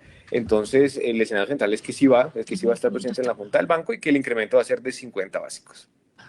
Aplicando lo que se llama las deducciones, si el presidente de la República, Gustavo Petro, amenazó con que si subían las tasas, subiría el salario mínimo, es porque va a haber, el ministro de Hacienda va a estar en la Junta. O sea, es decir, que sí va a haber sesión y pues vamos a ver cuánto suben las tasas y a ver si el presidente de la República se atreve a hacer un incremento del salario mínimo adicional, que creo que la legislación no sé si lo permita, pero bueno, estamos en un gobierno donde todo vale. Eh, Como dicen por ahí, en un juego de fútbol se está permitiendo hasta hacer gol con la mano. Bueno, 7:58. Algo para rematar, don Daniel Tamara. Sí, Héctor, ya para acá rematar y dar la hora, le cuento, Héctor, Exacto. que el 17 de abril de este año, el gobierno, digamos, recordemos que a partir del año pasado, el gobierno utilizar una figura en sus canjes de bonos que era intercambiar test corto plazo por test largo plazo. Eso, digamos, tuvo en su momento varias interpretaciones sobre si era mayor deuda, menor deuda. Bueno, el caso es que esa figura la sigue utilizando el gobierno, sigue pasando test corto plazo por test largo plazo, y los cálculos de primera página indican que al 17 de abril el gobierno ya intercambió cerca de 11,03 billones de pesos bajo esta figura. Es decir, pasó test de corto plazo, que estaban, digamos, con vencimientos a menos de un año, por test largo plazo, es decir, que están a vencimientos de más de un año. Y lo curioso es que particularmente en abril el gobierno ha estado intercambiando bonos que vencen casi ya, es decir, los bonos que corto plazo que vencen ahorita en junio y el bono largo plazo que vence ahorita en agosto, los ha venido cambiando por bonos que vencen también en el corto plazo, es decir, por bonos con caducidades en 2027, 2028 y 2029. Y son las 8 de la mañana.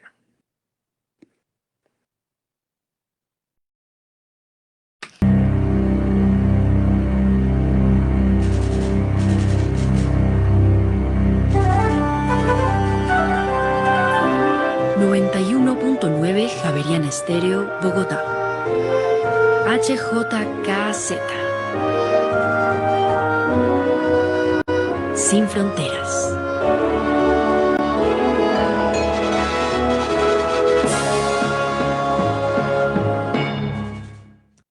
Ocho de la mañana en punto y seguimos en primera página para conocer cuál es el pronóstico que se tiene previsto para el comportamiento del dólar hoy en Colombia, proyección que nos hace el gestor de inversiones Diego Rodríguez. Diego, ¿cuál es el comportamiento estimado?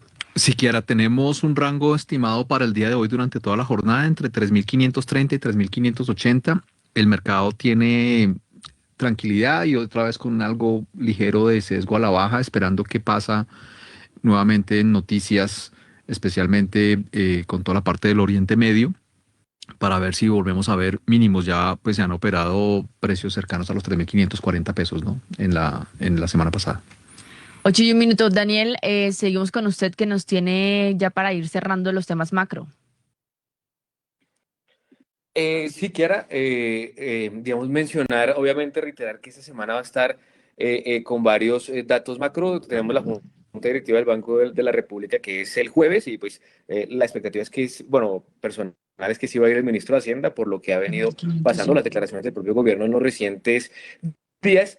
También salen los datos del mercado laboral y acabamos de sacar en primera página la noticia oficial de que ya fue expedido el decreto con el cual el gobierno pretende volver al Egmont Group. No sé si recuerdan esa noticia de que desde el 2024, septiembre del 2024, el país fue excluido del Egmont Group a raíz de unas declaraciones que dio el presidente Gustavo Petro sobre el espionaje Pegasus.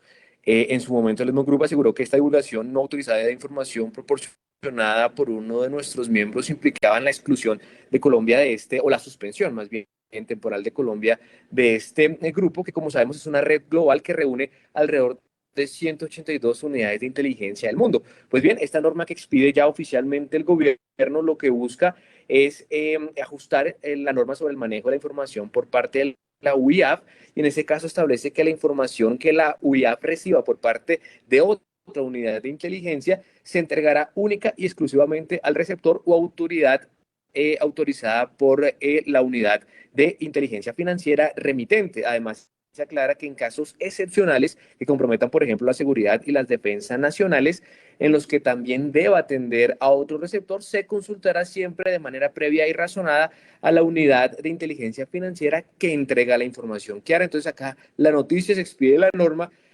con miras a volver a este grupo, a este Egmont Group, que como decimos, una red global que reúne alrededor de 182 unidades de inteligencia del mundo. Gracias, Daniel Támara. Abrió el dólar. A esta hora, abren los mercados en Colombia. 8:03 de la mañana, pues les cuento que el dólar en el mercado cambiario abrió sobre los 3.550 pesos en este caso, es decir, que cae inicialmente 7 pesos, si tenemos en cuenta que el cierre en el spot de la jornada del viernes fue de 3.557 pesos. Sin embargo, ya el dólar revirtió, digamos, esa caída inicial y ya ahorita cotiza sobre los 3.561 pesos, es decir, en ese caso ya tiene una leve alza de 4 pesos en este instante. Recordar que la tasa representativa del mercado que rige durante la jornada de este lunes es de 3.551 pesos con 17 centavos y pues de momento se han transado 6 millones de dólares en un total de 12 operaciones. Gracias, Nicolás. Y ahora pasemos con Edgar Leyton para conocer lo último sobre el mercado colombiano, mercado bursátil.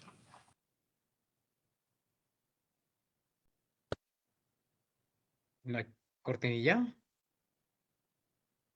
Hola.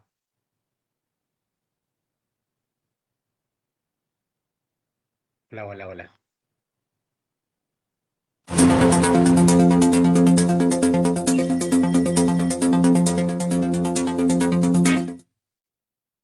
Bueno, Kiara, Héctor, muy buenos días. Les cuento que en la más reciente jornada bursátil local, el índice MSCI Colcap disminuyó 0,86%, 2.232,90 unidades. Montos un poco lánguidos con la acción de Ecopetrol, tan solo se movieron 27.000 millones de pesos, con preferencial Cives 15.000 millones de pesos, y de ahí para abajo 5.000 millones de pesos o menos con cada una de las acciones. Al alza se comportó Fabricato en un 4,76%, la acción culminó en 4 pesos con 4 centavos, preferencial Grupo Argos sumó 2,38%, 12.900 pesos, ISA 1,68% en repunte a 30.200 pesos. En negativo, Ecopetrol 4,84%, 2.455 pesos, preferencial La Vivienda Group 2,38% en rojo, 27.020 pesos, y Celsia recortó 2,24% a 5.240 pesos. En el mercado global colombiano se siguen moviendo las de siempre: Nuban, Nvidia, Colombia, CSP, que es un activo que sigue otros del exterior. Ese es el reporte de la bolsa a las 8:06 de la mañana. Edgar, y las principales noticias que tenga para ir ya cerrando esta emisión antes de darle paso a Willy y a Laura, que están allí también pendientes. Perfecto. ¿Qué ocurrió en las últimas horas? Ángela María Orozco Gómez, exministra de Transporte, renunció a la Junta Directiva de Concreto con efectos a partir del 1 de mayo, es decir, la otra semana. La Bolsa de Valores de Colombia habilita a partir de hoy, 27 de abril, futuros sobre las acciones de Éxito, Mineros y y CIBES preferencial. Esto a partir de este lunes. Entre tanto, el viernes no hubo aceptaciones en el proceso de oferta pública de acciones de Celsia Colombia. Sin embargo, hay 3 acumuladas, suma 2.760 títulos y va en el 0,08% de la meta. Tampoco hubo aceptaciones en la oferta pública de adquisición de acciones de la compañía de electricidad de Tuluá. Entre tanto, Banco Pichincha Colombia cerró una línea de crédito por 53.000 millones de pesos con Banco Pichincha Ecuador, esto a 6 meses. Adicionalmente, la Superintendencia Financiera exige a entidades supervisadas confirmar y actualizar los correos institucionales para recibir designaciones del Consejo de Seguridad de la ONU. Son las 8:07 de la mañana. El resto de noticias los invito a leerlas en primerapagina.com.co. Gracias. Vamos con Laura Gabriel y su resumen de noticias del sector minero energético, que hay noticias de Enel, de Superservicios, de Ecopetrol. Laura, adelante. Kiara, muy buenos días. Así es, pues la Superintendencia de Servicios Públicos multó a Enel por 2.847 millones de pesos por distorsiones en la formación del precio en bolsa de energía.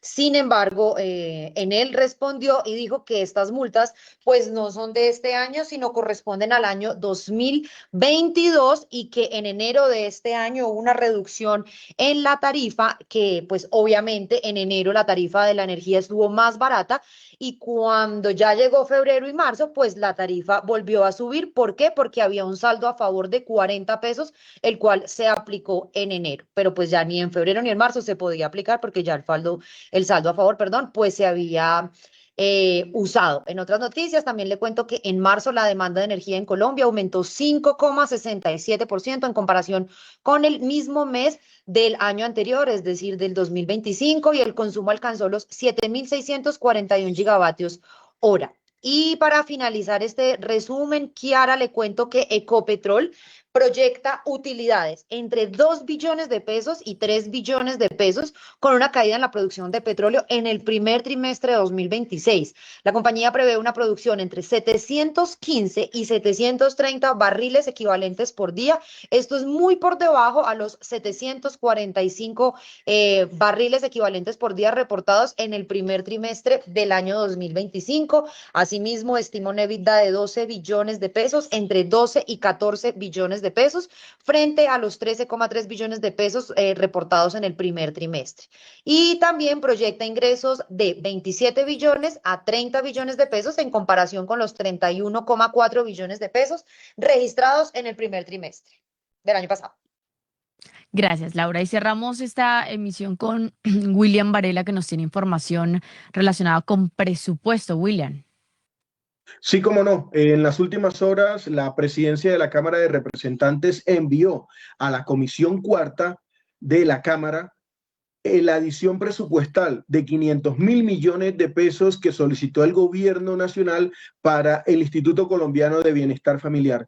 Hay un hueco de medio billón de pesos, es decir, que el presupuesto del Instituto Colombiano de Bienestar Familiar pasaría de 10.9 billones a 11.4 billones. Hay que recordar que los congresistas podrán hacer modificaciones y ya varios legisladores dicen que podrían aumentar el monto del presupuesto, o esta adición la podrían aumentar en el transcurso de las 4 sesiones que tienen que realizarse, porque hay otros ministerios que ya le han avisado que necesitan recursos para terminar el año 2026 y el gobierno termina en unos mesecitos. Finalmente le cuento que desde el Ministerio de Justicia, Primera Página pudo establecer que le han bajado el tono, que le han bajado la intensidad al proyecto de bandas criminales. El gobierno presentó un proyecto para beneficiar a las bandas criminales, hacer acuerdos con ellos, pero ante la gravedad de los hechos terroristas y los problemas que han tenido con los jefes de las bandas criminales, muchos de ellos detenidos, pues el gobierno le ha bajado el tono ese y parece que no pasaría en esta legislatura y en este gobierno su acuerdo con las bandas criminales. Así pues que eso es lo último que tenemos del Congreso, y pendiente que mañana arrancan las sesiones ordinarias. Gracias, don William Varela. Muy crítica la situación, por cierto, en el suroccidente colombiano con el tema de la violencia. Son las 8 de la mañana, 11 minutos. Agradecemos a nuestros analistas que nos acompañaron en esta emisión, Diego Rodríguez y Arnoldo Casas, hoy bajo la dirección de Héctor Hernández y la presentación de quien les habla, Kiara Severiche. Feliz inicio de semana para todos, escuchando Javeriana Estéreo por los 91.9 FM y por javerianaestereo.com.